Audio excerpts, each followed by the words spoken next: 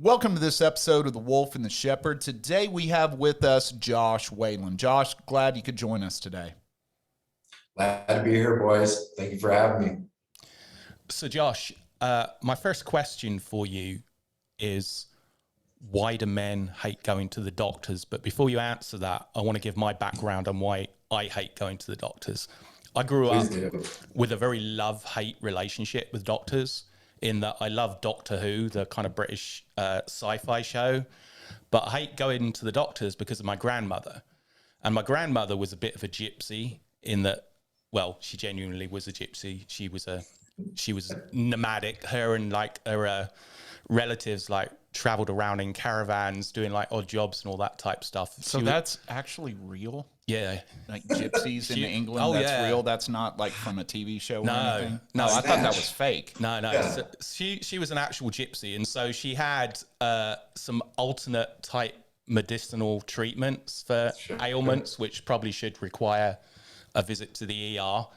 And so she kind of taught me to have this, I don't know if you'd call it healthy skepticism for the medical professions, but right up until where I am now, like in my 50s, I still don't like going to the doctor. And I think I can trace it back to her. But as a whole, men don't like going to the doctors. We'd rather run it off, sleep it off, drink it off, do something else. So from your point of view and everything. But see, I don't like going to the doctors for a completely different reason. And my reason has always been, you show up to the doctor and you have an appointment, let's say 3 o'clock, right? And so you show up a little bit early and you're sitting there and you're waiting and you're waiting and you're waiting and you never really see the doctor until like 3:30, right? Yeah. And to me, that part sucks. It's like, okay, your time somehow is more valuable than my time.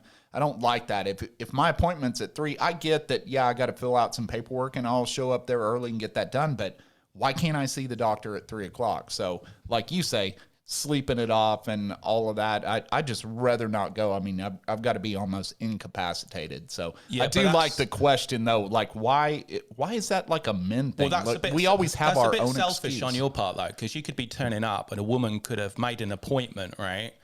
Because she's got like a sore lower back. She gets to the doctor, lifts her skirt up or whatever, and she's got the equivalent of like an orangutan's arm growing out of her ass. So it might take a little bit longer than the original scheduled 10 minutes. That's probably true. Yeah. So sorry, Josh, go ahead. Why don't you hate the doctors? Listen, this is the $1 billion question, right? And we've been marketing to men for a very long time. I think it's a few things. First, it's a studied fact that men are just less apt to go see the doctor. Women are far better at taking care of their problems, far better at putting solutions to those problems. But I think there's a little bit of masculinity that's involved. I think there's past experiences. I'm a guy that if I go shopping, I get in and get out of the shopping center. If the experience sucks, you're going to be less apt to do it. But I think the masculinity piece is something that really drives men to not go. Personal story, my stepfather was diagnosed with stage 4 colon cancer. Great guy, strong as an ox, right? His kind of notch on his belt was he hadn't been to a doctor in 15 years. And all of a sudden he starts having these weird bowel issues. And finally went and saw the doctor, and the news that we got was, hey, you got stage 4 cancer. So I think we have to, put that shield down and just, whether it's, every 6 months or every year, you've got to get in some rhythm to just be doing this proactive, preventative type care. And, to your point, I'm not a huge fan of traditional medicine. I'm not a huge fan of Western medicine. The process sucks. It's cumbersome. We've all sat in waiting rooms for hours. I mean, I came from a military family. My dad was over 20 years in the Army. So we were dealing with TRICARE type facilities, Army based type medicine. We were lucky if we were in within an hour late. So that's not a coincidence. I think the healthcare system here in the United States is rather broken, especially when it comes to preventative and proactive care. I don't think it's broken compared to England, because the NHS, the so-called free health service in England, I once went in with a broken leg, and this was a Friday. I broke it in the afternoon playing soccer, and they told me to come back in on Monday because they didn't have anybody to see me. So I went home with an untreated broken leg, not wrapped, nothing, and just laid on my bed with it elevated for well, right until Monday. And I went in Monday, like just after 9 o'clock, and I didn't get seen maybe till like 2 in the afternoon. Was that like the equivalent of the ER, or like going to a orthopedist? We didn't have specialist kind of people. We didn't have orthopedists and back people and all that stuff. We just had the doctor. And you went to the hospital. That was it. Wow. Yeah. Well, that was it. We're definitely not the only broken system. There's a lot of holes, a lot of improvement. And then you start mixing in, modern day commercial insurance, and it just gets even stickier and messier. And, the unfortunate thing is I've been in this industry for 14 years, everything from spine devices to pain management devices to owning and operating clinics. It's not getting any better. The bigger hospital systems are getting bigger. If I had to just, throw some money on it, I think the modern day private practice is going to be gone in the next 10 or 15 years. And that does nothing for us as consumers or as patients. It just makes the systems even bigger. So you say the modern day private practice is going away. What's causing that? I don't have the exact answer, but what I can tell you is I think a lot changed when the Affordable Care Act happened. I think hospitals got bigger and bigger through that process. And a lot of it is changing because insurance has gotten so convoluted. There's these things called ICD-10 codes, which is what everybody has identified when it comes to medical billing. That list is pages after pages after pages. It may be the equivalent of a dictionary when it comes to medical codes. And it's gotten so hard for these private practices to make money. So what's happened is it's just kind of left these guys in ruins, and hospital systems are just picking them up by the dozens at a really, really inexpensive rate. And they just want a paycheck, and they want to clock in and they want to clock out. They don't want to deal with the accounts receivable, the accounts payable of insurance, because it's gotten so hard. Yeah. So you basically then foresee everything almost like what he was talking about the broken leg, right? You go to the hospital to see the doctor versus, going to this private practice to get this taken care of and go to the ear, nose, and throat doctor for this, and you got to drive across town to go see him. You're saying probably in 10, 15 years, we're all going to go to the hospital. Now, of course, in America, probably see specialists and all that good stuff. Right, exactly. Go to the hospital versus go down the road to see Dr. Wolf about my broken leg and Dr. Shepard for my ear, nose, and throat. Yeah, I think it's a dying breed, guys. I think orthopedists, I think neurosurgeons, I think primary cares, I think internal med docs, I think every specialty will be at some point absorbed through this. Now, what's really interesting is you're seeing the emergence of practices like Blokes and practices like our women's line, Choose Joy. You're seeing the emergence of concierge medicine. People don't necessarily want that, but they're not used to the mindset of having to pay for their health care. And I'm in the mindset now, insurance has become the oh shit policy. That's what it's become. And I think we have to start questioning if insurance is covering, is it really the best thing for me? Because I own and operate medical practices. We don't practice medicine the way we want to on every patient. It's often dictated by what big insurance says. And at the end of the day, the only person that's getting shortchanged is who? The patient, the consumer. Yeah, I don't find that the approach to men's health really resonates with me because it concentrates on a few areas where, you get to a specific age and you have to check for symptoms. Like when you get to our age, you've got to go and get your bum checked every year for some strange reason. No, I don't. I refuse. Yeah, I don't do that. Hey guys, did you hear anything I said earlier? You got to do this at least once a year. No. Well, I last went to the doctor when I was 19, so that's been like 33 years, I think. I went to the doctor when I was probably 22, 23. Yeah. My wife made me an appointment to go to the doctor. I said, why am I going to the doctor? She said, you got to go to the doctor. You got to get a checkup. And literally went in and they're like, so what brings you here today? I said, I have no clue. Call my wife. Right. I really don't know why I'm here. Like, well, you're serious? I said, I'm serious. I'm just trying to please the wife. She made me this appointment. I don't know who you are. I don't know why I'm here, but I'm wasting time. So if you'll give me a note, almost like school, like that I showed up, you know, to make the wife happy, then I'm good. And that's the last time I went to the doctor. I mean, I don't mind going to the opticians if I feel like I'm going a bit blind and can't see the Xbox games. Right. But but don't you have to go to the eye doctor with your contact thing? So you got to get that checked up so you can get the little prescription. Yeah, I don't really count that as a doctor. I'm sorry for all the years of study they've put in, but I don't count that. Like if somebody says to me, when's the last time you went to the doctor? I don't really count going to get your eyes checked. But that's a doctor. All right, yeah, but I don't include those. What about a dentist? No, I don't include those either. I mean, you've seen Hangout, right? Or what is it? What is the movie? Hangover. The Hangover? Yeah, I mean that's a dentist. Nobody calls him a doctor, right? Right. Yeah, but I think a lot of doctors' visits become psychosomatic in terms of the benefit they have to the customers because they believe if they're being treated, then that equates to wellness. Yeah. Whereas obviously men are very symptom driven and it depends upon the severity of the symptom, which leads them to action. And for most of us, it's like, unless we check on WebMD and it tells us we've got less than 12 hours to live, we're probably not going to go to the doctors. And even then we think, 12 hours left, it's time to get in some cocaine and alcohol. Right. Yeah. Well, and I'm pretty sure even if you go on like WebMD, right, if I put in my symptoms every day, it'd probably tell me I have like 9 kinds of cancer and sickle cell anemia. Yeah. So. Yeah. No, I listen, there's a white coat mentality. You know, it's a studied fact that people are scared to go to the doctor for whatever reason. It's not always about preventative maintenance. It just may be, you know, I don't want to know what the hell's going on. You know, from my perspective, I'm not a doctor guy either. And I employ them and I've worked with them for 14 years. You know, and we should question everything that these physicians always put forward, in my opinion. But if you're not going to be the doctor guy and you're not going to go get your regular checkups and you're hyper about it, at least be doing something on a proactive basis. Maybe it's once a year, at least running a wellness panel on yourself. And you can eliminate all the white coat pieces by finding the right clinics and the right groups to work with, where you're just going in and saying, hey, I want to look under the hood and make sure everything's okay. And I'm off to the races and I can go back and drink my cocktail.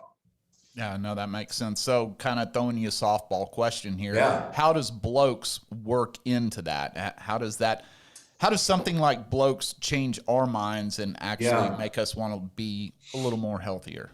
Well, I mean, we try to make the process as seamless as possible. Everything's virtual, right? So you could go on your phone right now in 3 minutes. You could have your basic demographic information upload into our system. You're then going to get an admin call from my team, and you're going to get on the books with one of our providers, whether we deem you necessary for diagnostic labs.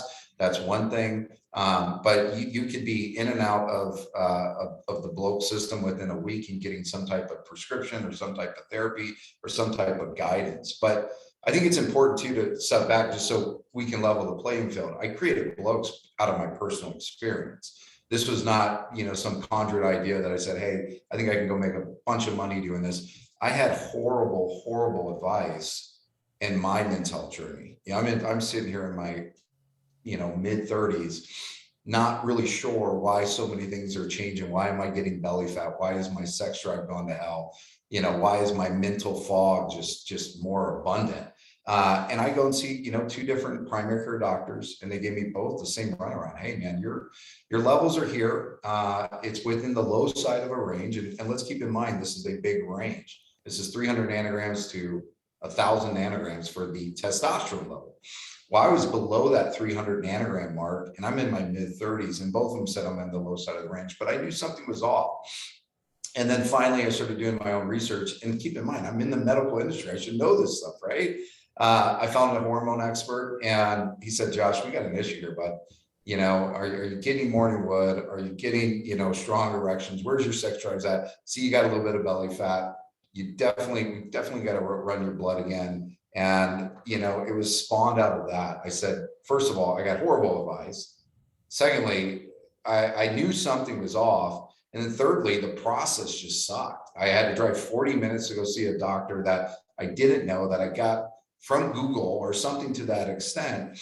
And I wanted to just make it more seamless and easy for guys, because I know how guys approach these situations.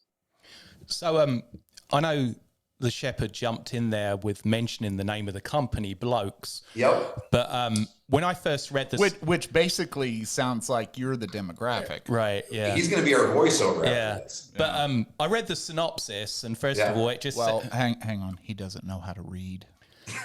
it said Join the club.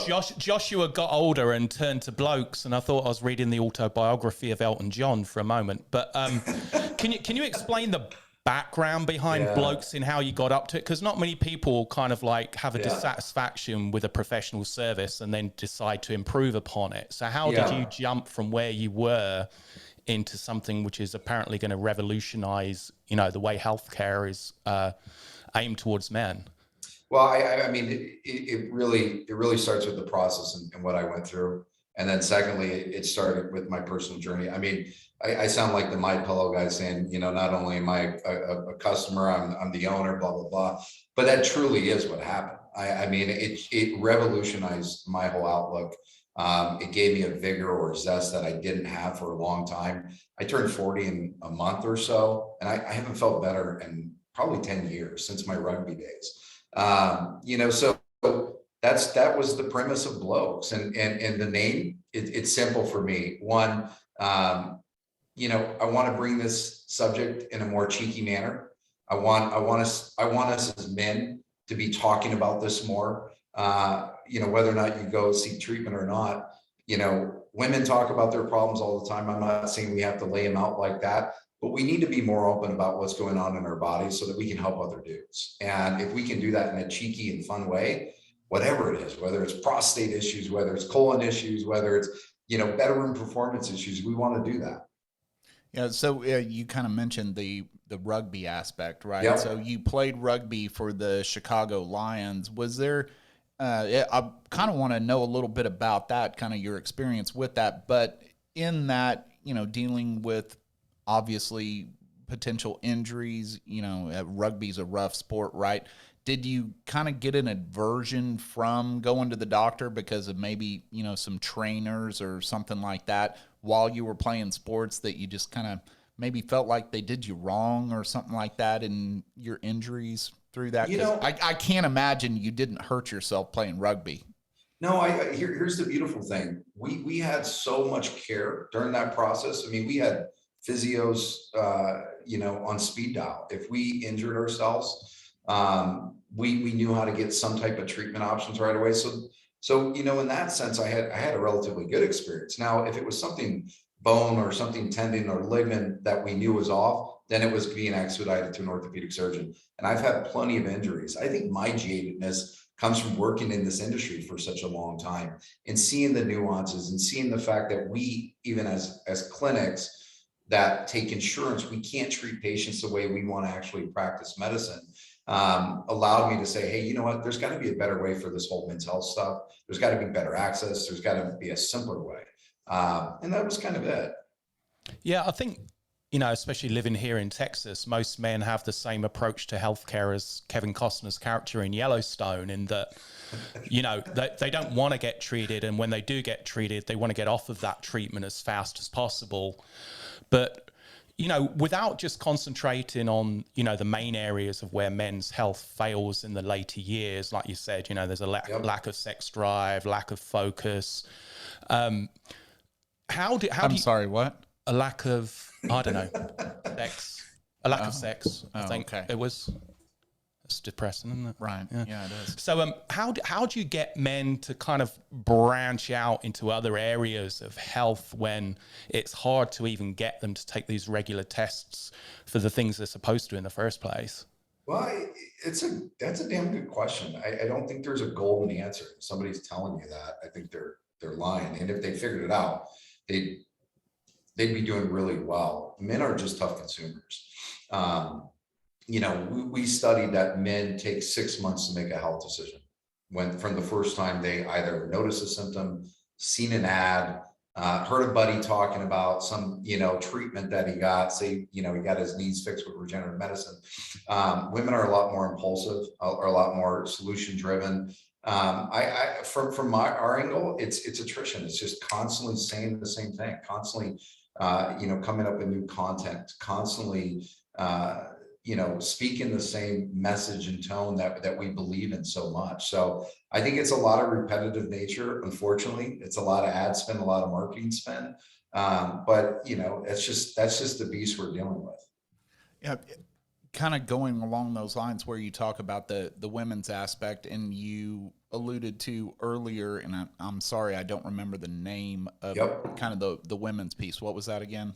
Joy, Joy. Joy. Okay. Yep. So basically, I'm guessing same kind of service, but the female side of that. So do you find it more adaptable for women to jump on that platform than Absolutely. men, or do you see like men would rather the telehealth version and the women want the more traditional approach? Well, it's from my perspective, it's to be determined, right? I mean, Joy is launching in a week. Website is up at choosejoy.co. What I can tell you from our experience is Blokes has been in existence, and 40% of our customers are women right now, which is pretty big, right? I mean, keep in mind, we're not targeting women, we're not marketing to women, but women's word of mouth is as powerful, if not more powerful, than all the ad spend we've done on the men's side for Blokes. The story of your wife or your girlfriend goes and meets her girls for cocktail hour or wine party, and all of a sudden they're doing the same thing a week later. Every guy knows that, right? I mean, every guy knows about Mary Kay and all the multi-level marketing stuff. Women want to help other women. Men seem to compartmentalize this stuff, and it's almost like this, this one-up advantage thing. But women, I think it's going to be good, and I think they're just as busy. I think they want just as much accessibility with ease as we do. Yeah. Now, during the last 2 years, obviously with the COVID thing, a lot of people put off visits to the doctors. Totally. And telehealth became more of a buzzword around that. People who had never ever used or even considered telehealth were now, having the regular check-ins over Zoom or whatever with their doctor. But, do you think people do lose out on that personal experience, or do you think for the majority of people who are really secretly antisocial, it's actually a much better fit for somebody to meet with somebody and not feel so self-conscious, not have to put up with, like Max was saying about having to drive to a doctor's, then sit on your ass there for 45 minutes while he takes out that orangutan's arm from the lady's bum and all that type of stuff. So, do you think this is perfectly fitted towards how we are as a society are embracing that kind of, not quite yet a metaverse, but this more kind of ease and comfort in interaction over a video screen rather than sitting right in front of somebody? Yeah, let me answer kind of your first thought or point. I don't know if I would have done this in an online virtual manner if COVID didn't happen. It would have been considered, but COVID expedited this whole online virtual care, right? To the extent that some people don't think they're getting enough for their bang, absolutely. I mean, some people are just going to want to go into clinic. They're going to want to see the doctor. They're going to want to see the PA, the nurse practitioner. They're going to want to feel everything, feel that experience, and know that they're getting the right type of care. Why that happens, it's probably been ingrained in us for years. The latter part, I think, is really interesting. You talked about metaverse. We were just talking about this today. There is nothing in society that is bringing us together. I mean, if anything, social and the metaverses of the world are actually bringing us apart. And to the extent of telehealth or online visits, it kind of goes hand in hand with that. Do I like it? No, but I'm not going to sit on the sideline and just watch it go by. I think we're going to embrace it and try to do it better. We spend a lot of time with our patients, and one of the things that I pride myself on with our team is we try to build long-lasting relationships and partnerships. And it might just not be even men's health. It might just be shooting the breeze and talking about what they did over the weekend or what football game they were watching, so that we can, maintain long-term patients. Could you see kind of an addition to the service where I'm thinking about somebody like my father who is not, very tech savvy, right? I mean, he has an iPhone, but he's never done a FaceTime call, anything like that, right? But actually point them in the direction to kind of the old school deal. Like, do you have an option where it's like, I like what you're trying to do for me, blokes.com, but I still want to see a person. You know, it's like that angry thing whenever you call a customer service line and it's like, talk to a person, talk to a person. You know, do you have a talk to a person button where it's like, you know, see a person, see a real person? Sure. So the one thing I hate about where we're going and all this stuff is the automation, right? I mean, I don't care who you are. You can be your dad, you can be us. I mean, the last thing anybody wants to do is spend hours or, you know, long minutes on the phone waiting for some type of scheduler or some type of appointment. So we're trying to blend that world to the extent that we have that version where, you know, we have that brick and mortar clinic. We don't. But I can tell you, we get this question often, and we refer out all the time. I mean, it's nothing for my admin to go, let me get on Google and find, you know, John Smith in Texas, a clinic that might work for him. You know, it's not something that we're going to shepherd to the extent of, you know, spending a lot of time, but there's a lot of business out there. There's a lot of patients out there. And at the end of the day, we still are trying to do the best thing for every patient. Right. So we've got a scenario. The shepherd and I decide we're going to visit Kenya. There's not much on the menu. We eat some monkey brains, contract AIDS, go on your telehealth service. You tell us we've got AIDS. What happens next? If you had AIDS, we would send you out to some infectious disease doctor. That's for sure. So you don't actually do any kind of, do you Why am I going to Kenya with you? Air miles. Oh, that's a good point. Yeah. You can't just keep flying from here to Denver, mate. You've got to go somewhere further afield. Yeah, probably not Kenya. That's just an example. Yeah, but I don't know if it's really worth catching AIDS to get the extra air miles. That is a good thing. We'll talk about that later. Maybe just go to Florida. You should have planned this ahead a little bit better. We'll go to Florida. All right, we've gone to Florida. We've drank some dirty water, and we've obviously got some type of internal bacterial infection. Yep. So once the diagnosis is made, you then direct us to local practitioners who then follow up from then, or are you able to actually write out a prescription or give us something where we can just go and take care of it? It depends on the situation, right? We're an inch wide, mile deep in men's and women's health, right? But it doesn't mean our providers aren't trained in functional medicine or primary care or general practitioner. If it's something that's not so far out of our scope, we help every patient. I mean, we wrote medications for strep throat, you know, because it's a patient of ours and it's under our care. To the extent that it's something beyond that, we'll certainly make sure they get in the right hands of another provider. I mean, for example, today we had a woman sign up that, you know, we might have called a really big health scare. You know, we sent her back to her primary care and told her that she probably needs to schedule an appointment with her oncologist because she had cancer issues like 4 or 5 years ago. And she's gone this holistic route to where she's kind of said, you know what, I'm done with doctors. I'm going to try to heal myself from the inside out just naturally. But there was a substantial amount of inflammation. Her white and red blood cell count was off, and we made sure she at least was very aware of that. And we made sure that she got back to her primary care and hopefully her oncologist, but we'll start with the primary care first. Yeah. So I'm kind of looking along the lines of, you know, I sometimes go to the mechanic, right? And my car has this problem. And it's like, I know what the problem is. Can you just do this? And the mechanic always wants to say, well, you know, let me diagnose this. Let me look at it. And 80% of the time I'm right, 20% of the time I'm wrong. So in your kind of service and looking at myself and I'm like, I know I've got strep throat. Can you just write me the prescription for this? Does your program kind of work that way where it's like, okay, you know, yeah, we believe you and yeah, we agree with you. So it could actually help men say, you know, hey, I know what's wrong with me. I just want the medicine and I know I can get better medicine from a doctor than say Walgreens or CVS. Yeah. The only thing we won't do is opiates, right? I mean, if it's an arm's length transaction, you're a patient of ours, you're in some type of men's health program, whether you're on testosterone or peptides, you know, if it's something relatively within the scope, we'll absolutely take care of you. So, I mean, we know that a lot of you guys, you know, me included, probably don't even have a primary care doc, right? Don't have an internal med doc. And the last place you want to go is to an urgent care or an emergency room.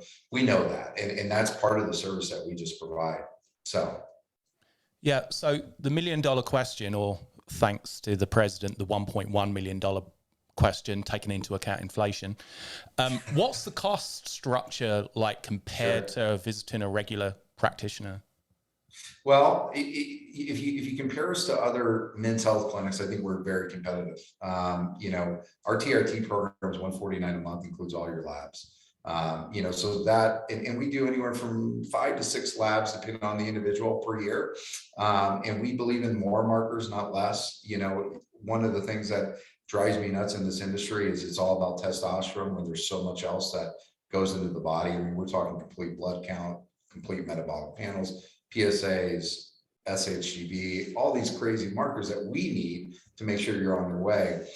So that's really our starting point. And then you can get, as biohacker, as big greenfield as you like, to just our standard package, but it's pretty competitive. I would never compare us to any traditional primary care doc because they're just insurance based. We're cash pay, and we have a lot more leeway and liberty of what we do with you guys. Yeah. So you said TRT. What does that stand for, and exactly what is that? Yep. Testosterone replacement therapy. It's literally that. So what we focus on is optimizing guys like us to a level that we think is optimization versus ranges. So we're replacing the testosterone that may have dipped over the years through the natural aging process with some type of testosterone supplement. And there's a few forms that you can look at. One is pellet therapy, injections, and there's 2 ways to do that: subcutaneous or intramuscular. The other ones is sublingual troches, and then creams. We focus on the injection side. We think we get the best results there. Clinically, it shows that it's almost as superior as pellets, maybe as superior. The jury's not fully out, but that's our standard method, and then we can prescribe anything we want based off the patient preference. Now, what's your relationship like with clients, customers, whatever you want to call them, after they've gone through the initial telehealth visit? Is it something that you kind of remind them every 3 months or 6 months or to a year to kind of make contact and let's get an update going? Because men are, again, notoriously famous for just dropping things. We'll embark upon losing some belly fat, then when it doesn't work in like 24 hours, we'll go back to eating pizza and stuff. So how do you maintain that relationship with somebody who perhaps is reluctant in the first place to even, start on a program like this? Yeah, it's a good question. Here's what we found. First, if you are on testosterone replacement, it's within our protocols that you're having quarterly visits, no less, and you're having quarterly blood draws. What we have found that most guys who are slow to take the first step often become the most eager to know what their levels are once they're on the program, because we're talking guys that were feeling, for lack of words, like crap, to now feeling like they were in their, late 20s and early 30s. We have it built in our protocol that we have to maintain some type of relationship. And if the patient, unfortunately, if they don't want to do that, it's kind of, not within our purview of malpractice to treat them. I mean, we want guys to feel better, but the testosterone is a controlled substance, and we have to act like it is. So. Yeah, probably about 87-88% of our demographic who listen to the show are males, and from the age of kind of late 20s up until mid 50s. And a lot of the listeners or viewers probably don't hear when they should get in touch with a doctor outside of our least favorite thing, the finger up the bum thing. So how do you kind of like make men more aware that these things are more important? Because I think the issue is we get so oversaturated with being told this is important that we almost kind of internally rebel against doing it. Because it's like, you're not going to tell me to go to the doctor and have a finger stuck up my butt just because it's written in a medical textbook, which was printed in 1972. How can you, through, I guess, not perhaps through Blokes as such, but how can you kind of change the approach to make it more simple? Because I think that's another thing. I don't want to go to the doctors because I've had a reoccurring headache for 9 weeks and him concentrate that I've got some dry skin on my elbow. I mean, how do you kind of get rid of all that fluff, because men don't want to go there because they've got dry skin. They're not going to go there because they've had a sore arm for a week and then it goes. They only really want to go when the serious stuff kicks in. So how do you kind of make yourself separate from the, I guess, the rest of the medical industry, which seems to take advantage of every little ailment you could possibly get? Yeah, it's true. And then, you know, when you even get to that point, you might be getting bad advice. You know, I think you have to keep it simple, right? I mean, the KISS mentality, keep it simple, stupid. And the more we can do that, the more we can eliminate that fluff. And listen, we talked about this earlier. We're an inch wide, a mile deep in men's health. You know, we want you to be healthy in other areas, but this is what we're going to focus on. And I think it's our job to eliminate that hassle. You know, we've partnered with LabCorp and Quest. So we have, you know, 3,500 locations that you're in and out for your, you know, your typical blood draw. We've engaged a service that can come to your house and do a blood draw. So we try to keep it as simple as possible. You know, there's a little bit of work, but, you know, to the extent of what you're doing and what you're getting in return, I think it's far outweighs any bit of that cost or that time. Yeah. So I'm kind of curious because I'm really lazy with haircuts, and the place that I go get my haircut, whenever I'm done, I go up to the cash register thing and I check out, and they always say, let's go ahead and set your next appointment, because if I don't do that, I'm going to forget until my hair is way too long. And then I'm like, oh man, I need to go get a haircut. In the place I go, it's like 2-3 weeks out or whatever. Is there some kind of feature in your, you know, program or your website or your product that says, hey, we got you taken care of. By the way, we're going to take care of you. We're going to take this hassle off of you. You're going to set this in your calendar, and then bing, you know, your phone goes off and reminds you, hey, it's time to come see me again. Yeah. I mean, one nice thing is our CRM and our EMR, electronic medical records, are all integrated. So, you know, to the extent it's so much is patient dependent, but we can make it as simple and as easy as possible. I mean, that's what we want to do. But we can set appointments out a year in advance that coordinate with our providers and your calendar to know, hey, 2 days before, I got to go do this, or I got this appointment with one of the medical doctors at Blokes. You know, a lot of times guys will say, I mean, this is just the nature of us as guys. I don't know what I'm doing 3 months from now. Don't worry about it. But for me, I'm like you. If it's in my calendar, just like a dental appointment that I get once every 6 months, I know I got to make that appointment. So that is how we try to make it easy. And then, you know, by having these, you know, quarterly checkups, it usually helps us do that.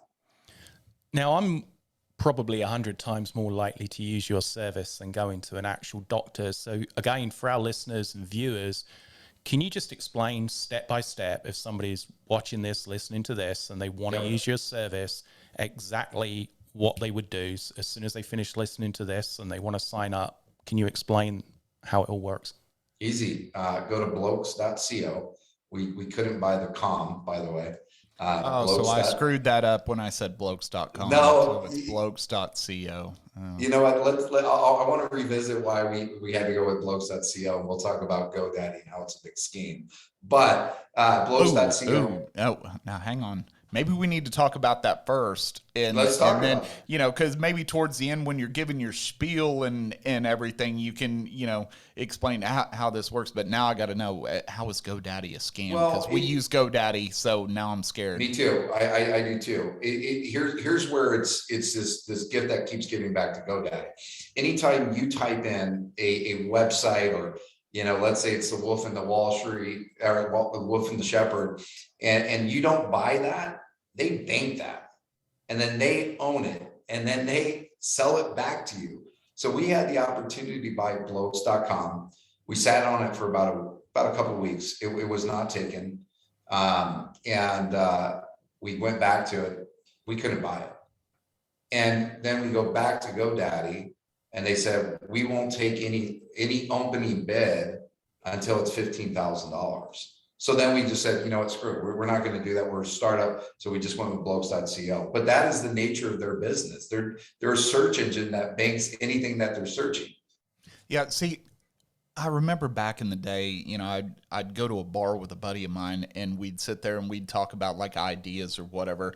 and we'd be like, oh, I wonder if this website's available. And I always thought back to that and said, for the whatever it is, when you find something right, and on GoDaddy, it's what, like $9-10 or whatever to register the domain for a year. It's like, for what I'm spending in the bar, I ought to just buy one domain a day, and then somebody's going to come along and probably want it. And honestly, when we started the podcast, I was shocked that the wolfandtheshepherd.com was available. And when we were talking about the name of it and everything, and even literally before we had decided we were going to go ahead and do it, I'm like, I'm just going to go ahead and buy the domain. I mean, it was like $10, and I'm like, I might as well own the wolfandtheshepherd.com because it's kind of a cool sounding domain anyway. Totally. And, maybe I can resurrect Aesop because of the fable and all of that good stuff, or maybe just put the Aesop fable on the website, throw a bunch of ads on it or whatever else. Yeah. But I get what you're saying, though, because you would think, like, first of all, let's back up. I'm surprised Blokes.com was even available whenever you saw it. Right? We were too. My wife and I were sitting there looking at it, and we were looking for names and getblokes.com and, chooseblokes.com. And we're like, holy shit, is that actually available? And we go, I don't know if we want to do that name yet, because we're debating on a couple of different names, and sure as hell, 2 weeks later, that thing was gone. It's probably worth more now, so it's so random. And that's one of the interesting things about picking businesses and their names now. You got to go hunt the URL now too. Yeah, I am sorry to interject there. No, so fine, now, yeah. Seriously, now walk us through how it works when you go to blokes.co. Blokes.co. There's plenty of action items that say schedule your online consultation.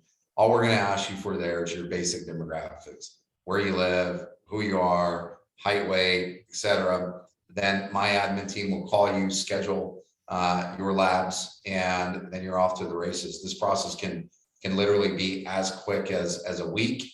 If you're an ambitious patient, most guys it's more like a 2 or 3 week process because they don't want to go get their labs. But once they go do that, it's really quick. We ship our meds out pretty much within 24 to 48 hours of actually writing the script. So, yeah. Have you had any pushback from the traditional, pharma distribution networks, otherwise known as doctors? Because, a large complaint, especially over the last, I guess, decade, has been, that doctors overprescribe and they misprescribe drugs for things they really shouldn't be prescribing in the first place, regardless of your condition. But there's a lot of money to be made in that, and a lot of obviously backhanders go on between pharmaceutical companies and doctors. We're not so naive. We don't know that. That doesn't happen. It doesn't sound real, but it's real. Very real. So, do you have a pushback? Do people try and demonize telehealth as in, it's not as effective as going to a real doctor? They're just amateurs. This is a new science. You shouldn't trust it. Because I can imagine older people. You always trust the science. Right. You always trust the science. Even if it changes every day. Trust That's right. Science, yeah. It's for the greater good, guys. Yeah. So somebody like Max's parents, I mean, yours are a little bit more discerning, but I mean, a lot of old people have, the news tells them, don't use telehealth. It's not going to diagnose what's wrong with you because, you've got a lot of TV shows sponsored by Pfizer and everything. And of course, they don't want to ruin their cash cow. So have you had any pushback or some bad mouthing by bodies which have a fiscal interest in you not being successful? Yeah, I would say it's more on the guy who doesn't offer telehealth, right? I mean, it's the clinics that are, fully brick and mortar. I think you're going to be a dinosaur in any practice, in any hospital system, if you don't start picking it up to some extent.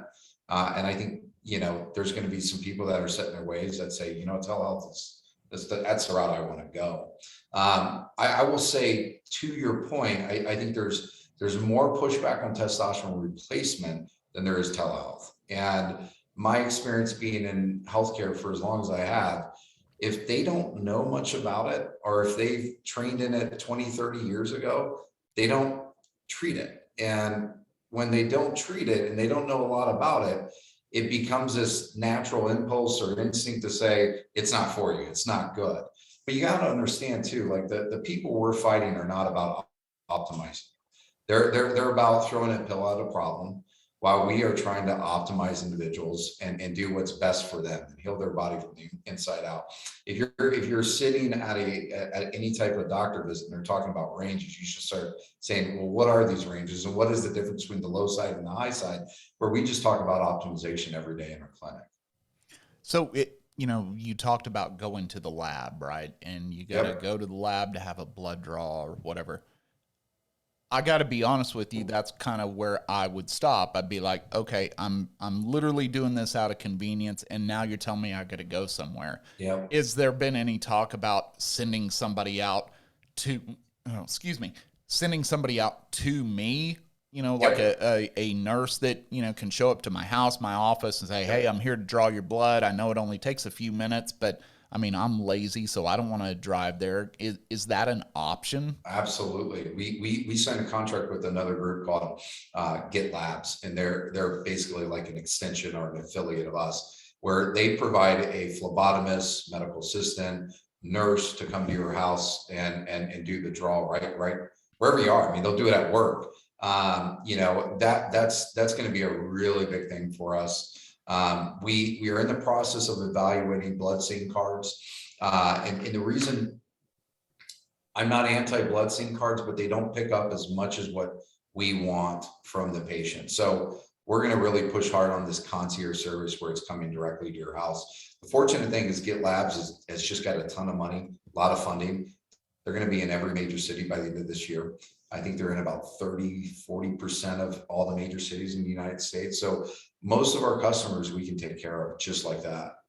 So what about partnering with maybe like small to medium-sized businesses and saying, hey, not only can you do the telehealth, you could, make your employees healthier, and, if they need this blood drawer or the nurse to come out and go ahead and draw the blood, they can do it on site. Have you considered something like that, working with, small to medium sized businesses, or honestly, even large businesses? Sure. I think you're seeing more and more business start to think proactively for their employees. I would love to do it. It's right now, it's kind of a divide and conquer thing.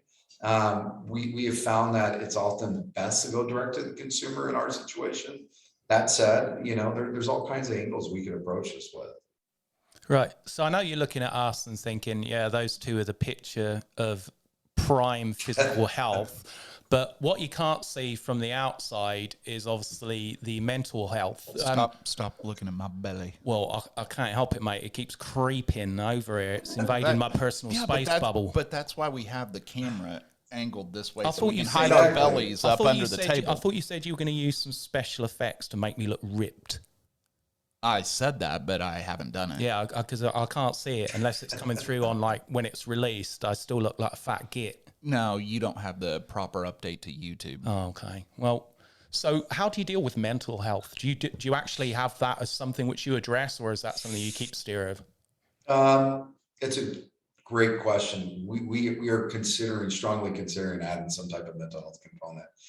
It's a completely different space, but they kind of go hand in hand. What we would say with most of our guys is, well, let's check out your hormones. Where are those at? Where are your testosterone levels? Because we know that low testosterone can lead to different mental issues, and just, your cortisol levels, all those things that we want to check. But it's a hot topic right now. We're considering it because I personally just believe in it.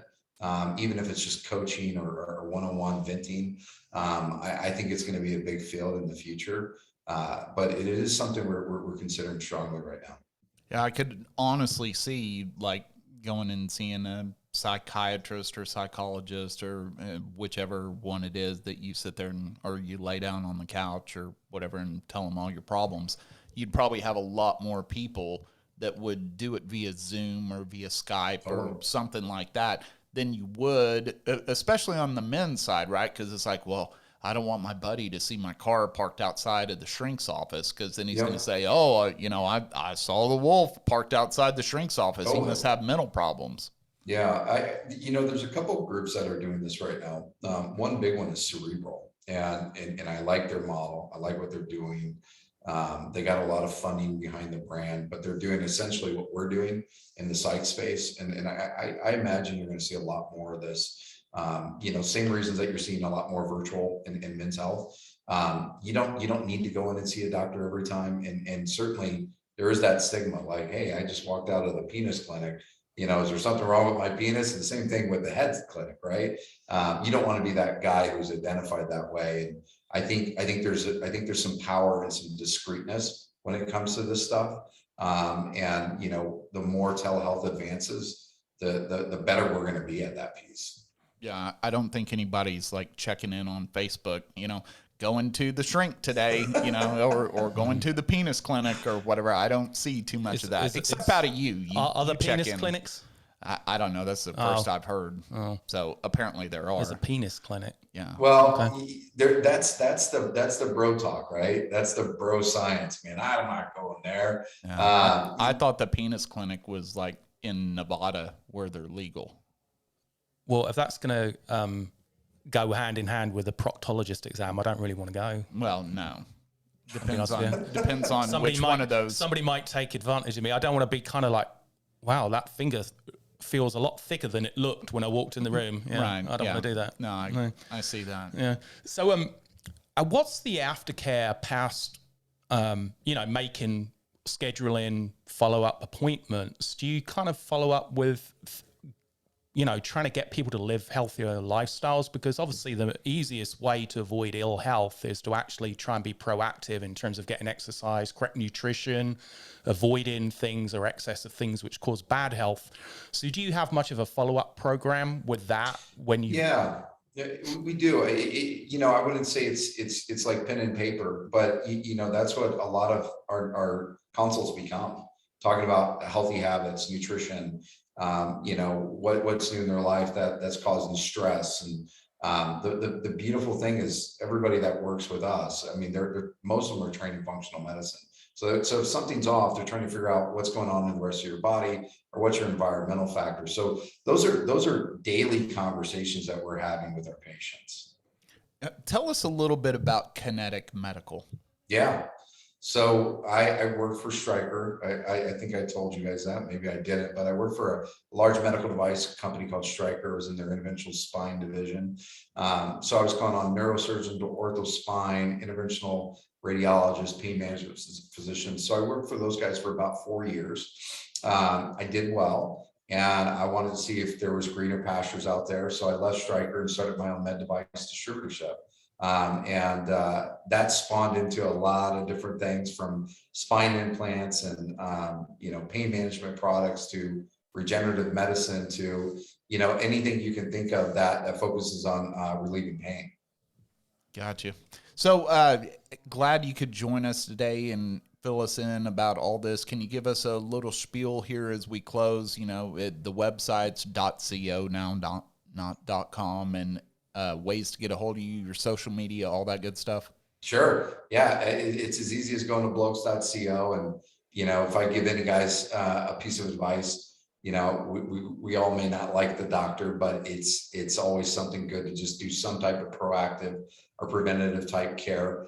Even if it just starts and ends with a blood draw once a year where you're getting certain markers checked. We'll be happy to help those patients. And I'm always available for your audience at josh@blokes.co to answer any questions and get you in the right hands of anybody. Cool. Well, hey, Josh, thanks for taking some time out of your day to talk to us. We really appreciate it. We'll check it out. And if you're watching this on YouTube, please click the little subscribe logo down there. It does help us out, and we will catch you guys on the next one.